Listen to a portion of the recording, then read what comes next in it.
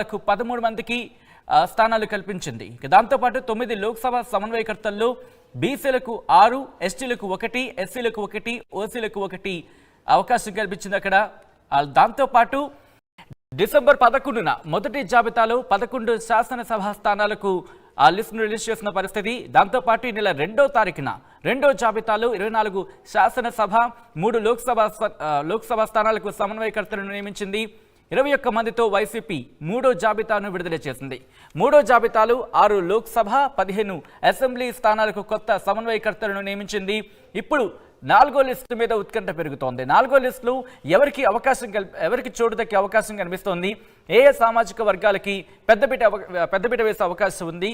ఎటువంటి కార్యాచరణకు సంబంధించి వైసీపీ చేస్తుంది? తెలుసుకునే ప్రయత్నం చేద్దాం. మా ప్రతినిధి సురేంద్ర అప్డేట్స్ అందించేందుకు లైవ్లో జాయిన్ అవుతున్నారు. సురేంద్ర, 4వ లిస్టుకు సంబంధించి వైసీపీ కసరత్తును ముమ్మరం చేస్తుంది. ఎప్పటికీ రిలీజ్ అయ్యే అవకాశం ఉంది? ఎటువంటి అంశాలను పరిగణలోకి తీసుకుంది? సచిన్, పూర్తిగా 4వ లిస్టు మీద అయితే వైసీపీలో ఉత్కంఠ నెలకొందని చెప్పొచ్చు. తమ పేర్లు ఉంటాయా లేదని అభ్యర్థులంతా ఆశావాళ్ళంతా ఎదురు చూస్తున్న పరిస్థితి కనిపిస్తుంది. ఇప్పటికే 3 లిస్టులని వైసీపీ అధిష్టానం విడుదల చేసిన పరిస్థితి కనిపిస్తుంది. అయితే 3 లిస్టుల్లో కూడా ఎస్సీ, ఎస్టీ, బీసీలకు సంబంధించిన సామాజిక వర్గాలకు సంబంధించిన మార్పులే ప్రధానంగా కనిపించాయి. దానికి సంబంధించి ప్రతిపక్షాలు కూడా అధికార పక్షం మీద దాడికి దిగాయి. మొదటి లిస్టు వచ్చినప్పుడు దాదాపు ఎక్కువ శాతం ఎస్సీలకి సంబంధించి 11 మందిని ఎప్పుడైతే మార్చారో ఎస్సీలోనే మార్పులు చేశారనే ఒక విమర్శ అయితే ప్రతిపక్షం వినిపించింది. దాన్ని పక్కన పెట్టుకుని 2వ లిస్టుని కూడా విడుదల చేసింది. దాదాపు 21 మందితో 2వ లిస్టుని జనవరి 2వ తారీఖున విడుదల చేసిన పరిస్థితి. రీసెంట్గా 3వ లిస్టుని కూడా జగన్మోహన్ రెడ్డి విడుదల చేశారు. దాదాపు 27 మంది లిస్టుని అయితే విడుదల చేసిన పరిస్థితి. అయితే ప్రధానంగా చూసుకుంటే ఈ 3 అంశాల్లో కూడా ఎస్సీ, ఎస్టీ, బీసీలకు సంబంధించిన ప్రధానంగా చేర్పులు మార్పులు అయితే ఉన్నాయి. కానీ రెడ్డి సామాజిక వర్గానికి సంబంధించి జగన్మోహన్ రెడ్డి రెడ్డి సామాజిక వర్గానికి సంబంధించి ఎటువంటి మార్పులు చేయలేదనే విమర్శలు అయితే ఇటు ప్రతిపక్షాల నుంచి కానీ అధికార పక్షంలో ఉండే కొంతమంది నేతల నుంచి కానీ వినిపించిన పరిస్థితి కనిపిస్తుంది. పోతలపట్టు నియోజకవర్గానికి సంబంధించి అక్కడ ఉన్న ఎస్సీ నియోజకవర్గానికి బాబు ఎవరైతే వైసీపీ ఎమ్మెల్యేగా ఉన్నారో ఆయన చాలా క్లారిటీగా చెప్పారు. ఎస్సీ, ఎస్టీని మార్చుతున్న జగన్ రెడ్డి సామాజిక వర్గం మీద ఎందుకు మార్పులు చేయట్లేదని చెప్పి నేరుగానే ఆయన ప్రశ్నించిన పరిస్థితి కూడా కనిపించింది. కాబట్టి 4వ లిస్టులో ఖచ్చితంగా రెడ్డి సామాజిక వర్గంలో ప్రధానంగా మార్పులు ఉంటాయని చెప్పి ఇప్పటికే వైసీపీ అధిష్టానం నుంచి అయితే సూచనలు బయటకు వచ్చిన పరిస్థితి. పండగ 3 రోజులు అంటే 3 లిస్టులు ప్రకటించారు. 4వ లిస్టుకి కాస్త గ్యాప్, పండగ ఈ 3 రోజులు ఉంది కాబట్టి భోగి, సంక్రాంతి, కొనమి 3 రోజులు గ్యాప్ ఇచ్చిన తర్వాత 4వ లిస్టుని విడుదల చేస్తారని చెప్పి ఇప్పటికే వైసీపీలో ప్రచారం జోరందుకున్న పరిస్థితుల్లో ఆశావాళ్ళు కూడా ఉత్కంఠ అయితే నెలకొన్న పరిస్థితి. తమ పేర్లు లిస్టులో ఉంటాయా లేదని చెప్పి జిల్లాల వారీగా ఎక్కడెక్కడ మార్పులు ఉంటాయి అనే అంశాలు, తమ పేర్లు ఈ లిస్టులో ఉంటాయా లేదని ఒక ఆందోళన కూడా ఉన్నారని చెప్పొచ్చు. ప్రధానంగా కర్నూలుకి సంబంధించి అంటే జిల్లాల వారీగా చూసుకుంటే కర్నూలుకి సంబంధించి ఎమ్మిగనూరు ప్రస్తుతం చెన్నకేశవరెడ్డి అక్కడ ఉన్నారు. ఆయన 2వ లిస్టులోనే మార్చిన పరిస్థితి. అంటే రెడ్డి సామాజిక వర్గానికి సంబంధించి 2వ లిస్టులోనే ఆయన్ని మార్చారు. ఇప్పుడు నంద్యాల ఎంపీని ఖచ్చితంగా ఈ లిస్టులో పేరు మార్పు ఉంటుందని చెప్పి మనకైతే తెలుస్తుంది. అక్కడ ప్రస్తుతం ఎంపీగా పోచం బ్రహ్మానందరెడ్డి అక్కడ ఎంపీగా కొనసాగుతున్నారు. ఆయన స్థానంలో ఆలీని లేదా కర్నూలు ఎమ్మెల్యే, సిటీ ఎమ్మెల్యేగా ఉన్న ఆసిఫ్ ఖాన్కి ఎంపీగా పంపించే ఆలోచన వైసీపీలో ఉంది అనేది చెప్తున్నారు. 4వ లిస్టులో ఖచ్చితంగా ఈ పేరు వచ్చే అవకాశం అయితే ఉందని చెప్పి అక్కడ పార్టీ వర్గాల్లో పెద్ద ఎత్తున చర్చ జరుగుతుంది. ఇంకా అనంతపురానికి సంబంధించి అయితే 2 నియోజకవర్గాలకు సంబంధించి మార్పులు ఉండబోతున్నాయి అనేది కూడా చెప్తున్నారు. ఒకటి కదిరికి సంబంధించి సిద్ధారెడ్డి ప్రస్తుతం ఎమ్మెల్యేగా ఉన్నారు. ఆయన స్థానంలో ముస్లింలకి అక్కడ కేటాయిస్తారు అనేది ఒక చర్చ జరుగుతుంది. రాయదుర్గానికి సంబంధించి కాపు రామచంద్రరెడ్డి ఇప్పటికీ ఆయన రాజీనామా చేశారు. పార్టీకి సీటు లేదు అని చెప్పడంతో ఆయన పార్టీకి రాజీనామా చేశారు. జగన్మోహన్ రెడ్డి హౌస్ని చూస్తే ఇదే నా లాస్ట్ నమస్కారం అంటూ కూడా చెప్పిన పరిస్థితి. ఆర్టీవీలో ఎక్స్క్లూజివ్గా మనం ఆ విజువల్స్ ని చూపించాము. ఇతర ఛానల్స్ కూడా అదే విజువల్స్ ని వాడుకున్న పరిస్థితి అయితే మనం చూసాం. ఇక కడపకి సంబంధించి చూస్తే కనుక రైల్వే కోడూరు నుంచి శ్రీనివాసరెడ్డి ఆయన మార్చే అవకాశం అయితే కనిపిస్తుంది. రాజంపేటకి సంబంధించి 3వ లిస్టులో ఆల్రెడీ మేడా మల్లికార్జున రెడ్డి ప్లేస్లో అమర్నాథ్ రెడ్డి పేరు ఆల్రెడీ వచ్చింది. కానీ అమర్నాథ్ రెడ్డిది కూడా మార్చే అవకాశం ఉందంటూ అక్కడ వైసీపీలో చక్కెరలు కొడుతున్న పరిస్థితి అయితే కనిపిస్తుంది. ఈ మార్పు కూడా 4వ లిస్టులో కనిపించే అవకాశం ఉందని చెప్పి మనకు తెలుస్తుంది. మైదుగురుకు సంబంధించి రఘురామరెడ్డి ఆల్రెడీ ఎమ్మెల్యేగా ఉన్నారు. ఆయన మార్పు కూడా ఉండే అవకాశం ఉందని చెప్పి ఇప్పటికే చెప్తుంది. దాంతోపాటు జమ్మలమడుగు ప్రస్తుతం సుధీర్ రెడ్డి అక్కడ ఎమ్మెల్యేగా ఉన్నారు. ఆయన స్థానంలో కూడా కొత్త వారిని తీసుకొచ్చే అవకాశం ఉందని చెప్పి మనకు సమాచారం అవుతుంది. జగన్మోహన్ రెడ్డి మేనమామ కన్ఫామ్గా ఉన్న రవీంద్రనాథ్ రెడ్డి ప్రస్తుతం కమలాపురం ఎమ్మెల్యేగా కొనసాగుతున్నారు.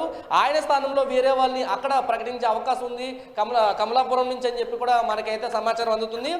ఇప్పుడే వైసీపీకి సంబంధించి అక్కడ ఎంపీగా ఉన్న అవినాష్ రెడ్డి ఎమ్మెల్యేగా రావాలని చెప్పి ఆయన అధిష్టానాన్ని కోరుతున్నారు. కానీ ఎమ్మెల్యే కాదు, మళ్ళీ ఎంపీగానే అవినాష్ రెడ్డిని ప్రకటించే అవకాశం 4 లిస్టులో ప్రకటించే అవకాశం అయితే కనిపిస్తుంది. ఎందుకంటే కాంగ్రెస్ పార్టీలోకి షర్మిల వస్తే వైఎస్ రాజశేఖర రెడ్డి పేరు బాగా భారీగా వినిపిస్తుంది. ఎందుకంటే ఎంపీ స్థానం కనుక కాంగ్రెస్కి వెళ్తుందనే ఉద్దేశంతో మళ్ళీ అవినాష్ రెడ్డిని అక్కడ రంగంలోకి తెచ్చడం కోసం వైసీపీ అధిష్టానం అవినాష్ రెడ్డితో సంప్రదింపులు జరుపుతున్నట్టు తెలుస్తుంది. ఎంపీగా 4వ లిస్టులో అవినాష్ రెడ్డి పేరు అయితే వచ్చే అవకాశం అయితే కనిపిస్తుంది. ఇక తిరుపతికి సంబంధించి 2 నియోజకవర్గాలు, ప్రధానంగా శ్రీకాళహస్తికి సంబంధించి ప్రస్తుతం బియ్యపు మధుసూదన్ రెడ్డి అక్కడ ఎమ్మెల్యేగా కొనసాగుతున్నారు. ఆయన స్థానంలో కొత్త వారిని తీసుకొచ్చే ఆలోచన అయితే ఉంది అధిష్టానానికి. ఇది 4వ లిస్టులో వచ్చే అవకాశం ఉందని చెప్తున్నారు. కానీ బియ్యపు మధుసూదన్ రెడ్డి మాత్రం 4వ లిస్టులో తన పేరే ఉంటుందంటూ ఇప్పటికే ప్రకటించిన పరిస్థితి. అయితే శ్రీకాళహస్తి నుంచి రోజాకి అక్కడ స్థానం కల్పించాలా, లేదా నగర నుంచే ఇవాళ నగరిలో కూడా మార్పు ఉండొచ్చు, లేదా నగర నుంచే రోజాని కన్ఫర్మ్ చేసే అవకాశం కనిపిస్తుంది. ఈ రెండు శ్రీకాళహస్తి కానీ నగరి కానీ ఈ రెండు కూడా తిరుపతి చిత్తూరు జిల్లాకి సంబంధించి ప్రధానంగా వచ్చే నియోజకవర్గాల అభ్యర్థుల పేర్లో 4వ లిస్టులో వచ్చే అవకాశం అయితే చాలా స్పష్టంగా కనిపిస్తుంది. ఇక ఒంగోలుకి సంబంధించి చూస్తే గిద్దలూరు ప్రస్తుతం అన్నా రాంబాబు అక్కడ ఉన్నారు. ఆ స్థానానికి వేరే వాళ్ళని పెట్టే అవకాశం అయితే కనిపిస్తుంది. ప్రస్తుతం ఆయన వైశ్యాసిగా అన్నా రాంబాబు ఉన్నారు. ఆ స్థానాన్ని రెడ్డికి కేటాయించే అవకాశం అయితే ఉంది, లేదా యాదవ్ సామాజిక వర్గానికి సంబంధించి ఒక అభ్యర్థిని చూసే ప్రయత్నంలో వైసీపీ ఉందనేది అయితే మనకు సమాచారం అందుతుంది. ఇక కనిగిరికి సంబంధించి కూడా బుర్రా మధుసూదన్ రెడ్డి ప్రస్తుతం ఆయన ఉన్నాడు. ఆయన బుర్రా మధుసూదన్ యాదవ్ ప్రస్తుతం అక్కడ ఉన్నారు. ఆయన ప్లేస్ లో కూడా ఒక రెడ్డిని తెర మీదకి తీసుకురావాలని అధిష్టానం ఆలోచించినట్టయితే కనిపిస్తుంది. కాబట్టి అక్కడ మార్పు చేర్పులు 4వ లిస్టులో ఎలా వస్తుంది అనేది అయితే మనం వేచి చూడాల్సింది. ఇక ఒంగోలుకు సంబంధించి ఇప్పటికే మాగుంట శ్రీనివాసరెడ్డి ఒంగోలు సీట్ ని ఆయన అడుగుతున్న పరిస్థితి. కానీ ఆయనకి ఇవ్వమని చెప్పి అధిష్టానం ఇప్పటికే చెప్పిన పరిస్థితుల్లో ఆయన వైసీపీని వీడే ఆలోచన కూడా ఉన్నట్టయితే తెలుస్తుంది. దాంతోపాటు బాలినేని శ్రీనివాసరెడ్డి కూడా ఒంగోలు సీట్ ని అడుగుతున్న పరిస్థితి. బాలినేని శ్రీనివాస్ సంబంధించి విజయసాయిరెడ్డి 2 రోజుల క్రితం జరిగిన ప్రెస్ మీట్ లో ఒంగోలు నుంచి బాలినేని శ్రీనివాసరెడ్డి అక్కడి నుంచి పోటీ చేస్తారని చెప్పి ఒక స్పష్టత ఇచ్చారు. కాబట్టి ఒంగోలు సీట్లు 4వ లిస్టులో ఒంగోలుకు సంబంధించి బాలినేని శ్రీనివాసరెడ్డి పేరు అయితే కన్ఫామ్ గా వినిపించే పరిస్థితి అయితే ఒంగోలు నుంచి ప్రధానంగా మనకి కనిపిస్తుంది. ఇక ఉమ్మడి పశ్చిమ గోదావరికి సంబంధించి చూసినప్పుడు నరసాపురం ప్రస్తుతం ప్రసాద్ రాజు అక్కడ చీఫ్ విప్ గా కొనసాగుతున్నారు వైసీపీలో. ప్రసాద్ రాజు స్థానంలో వేరే వాళ్ళని పెట్టే అవకాశం ఉంది, వేరే పేరు వినిపించే అవకాశం ఉన్నదనేది అయితే మనకు సమాచారం అవుతుంది. పాలకొల్లుకి సంబంధించి గోపి ఆల్రెడీ టీడీపీ మీద ఓడిపోయి ప్రస్తుతం వైసీపీ ఇన్ఛార్జ్గా ఉన్నారు. ఆయన పేరుని ఈ 4వ లిస్టులో ప్రకటించే అవకాశం అయితే చాలా స్పష్టంగా మనకు కనిపిస్తుంది. ఆచంటకి సంబంధించి ప్రస్తుతం ఎమ్మెల్యేగా ఉన్న శ్రీరంగరాజు ఆయన పేరును కూడా 4వ లిస్టులో ప్రకటిస్తారని చెప్పి ఇప్పటికే మనకు సమాచారం అందుతున్న పరిస్థితి కనిపిస్తుంది. ఇక తూర్పుగా దేవరాపల్లి ప్రస్తుతం కొవ్వూరు నియోజకవర్గ ఎమ్మెల్యేగా తానేటి వనిత ఉన్నారు. తానేటి వనితని కొవ్వూరు నుంచి దేవరాపల్లి సమన్వయకర్తగా పంపించే అవకాశం ఉంది. దానికి సంబంధించి కూడా 4వ లిస్టులో